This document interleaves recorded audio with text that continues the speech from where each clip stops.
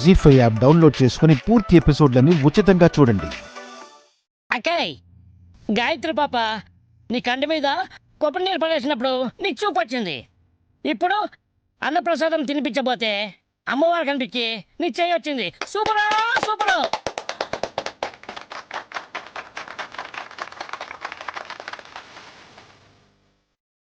ఇప్పటికైనా అర్థమైందా అమ్మా?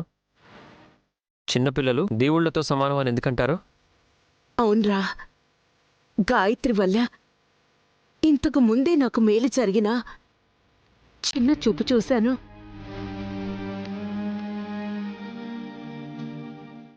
ఇప్పుడు నా చెయ్యి పనిచేస్తోంది.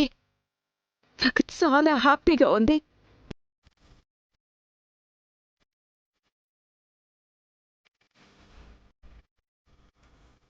ఈ సంతోష సమయంలో వదిన తినదు, తినిపించదు.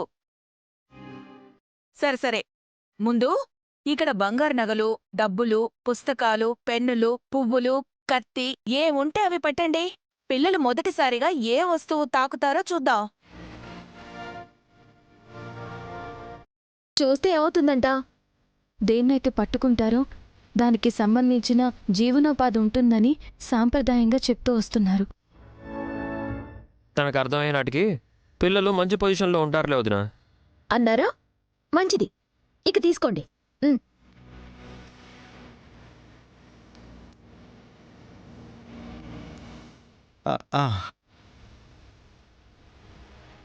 పుండరి, కమాన్ కమాన్ కమాన్. పూనా పూనా పూనా కమాన్ కమాన్ కమాన్.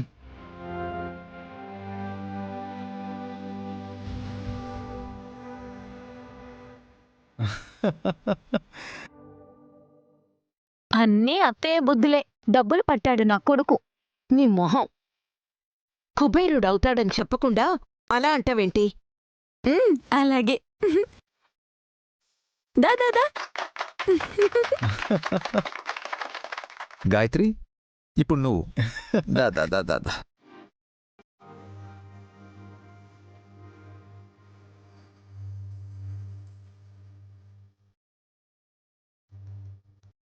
తీసుకో తీసుకో తీసుకో. గాయత్రి వెళ్ళు, వెళ్ళు గాయత్రి.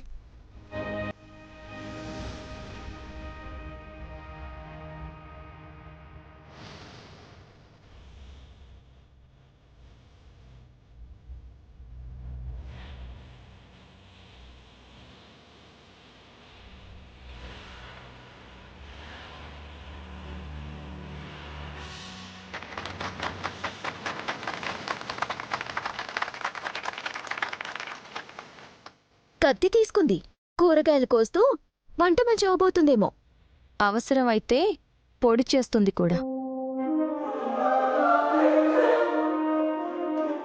ఉసిగొలపకండి.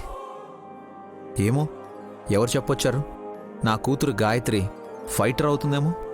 రాణి రుద్రమదేవిలాగా మన ఈ సామ్రాజ్యాన్ని పాలిస్తుందేమో. జీ5 యాప్ డౌన్లోడ్ చేసి అన్ని ఎపిసోడ్స్ పూర్తి ఉచితంగా చూడండి.